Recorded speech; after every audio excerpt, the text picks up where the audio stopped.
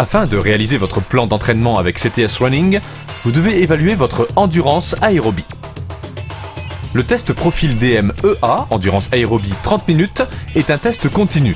Il consiste à parcourir une distance maximum sur une durée de 30 minutes. L'objectif de ce test est d'avoir une intensité la plus régulière possible pour une moyenne la plus élevée possible sur 30 minutes. Son résultat correspond donc à la vitesse moyenne que vous êtes capable de maintenir sur 30 minutes.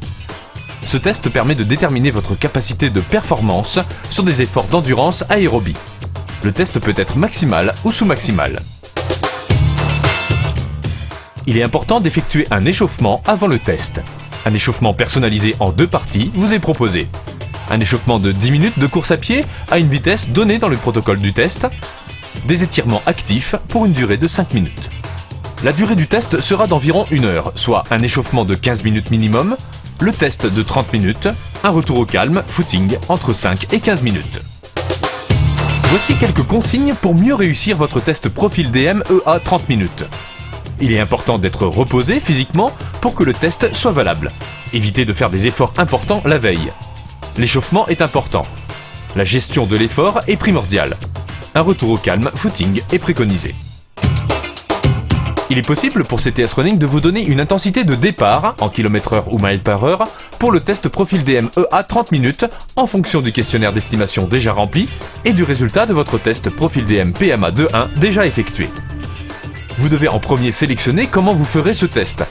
Sur tapis roulant, en course à pied ou sur piste d'athlétisme.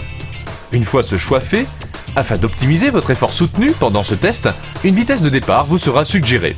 Pour un test profil DM EA 30 minutes maximal, vous atteindrez une cote d'effort de 10 et pour un test sous-maximal, votre cote d'effort devrait se situer entre 7 et 9.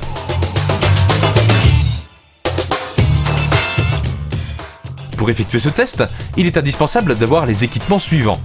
Un tapis roulant avec un indicateur de vitesse, en km/h ou miles par heure, un chronomètre, un cardio-fréquence-mètre, la feuille de résultat du protocole de test, le cotateur profil DM, un crayon pour inscrire vos résultats. Pour ajuster l'intensité au cours du test, seule la vitesse peut varier. Il ne faut pas modifier la pente du tapis pendant cette évaluation. Notez le temps de départ de votre test. Référez-vous à la vitesse de départ donnée par CTS Running pour commencer votre test. Rappelez-vous que l'objectif de ce test est d'obtenir une moyenne la plus élevée possible sur les 30 minutes. Ajustez votre vitesse de course en fonction de vos sensations. À la fin de la période de 30 minutes, notez la distance totale parcourue ou votre vitesse moyenne et votre fréquence cardiaque de fin de test. À la fin du test, vous devrez saisir les données suivantes. Votre distance totale parcourue en km/h ou miles, ou votre vitesse moyenne en km/h ou miles par heure. Votre fréquence cardiaque de fin de test. Voici quelques indices de réussite de votre test.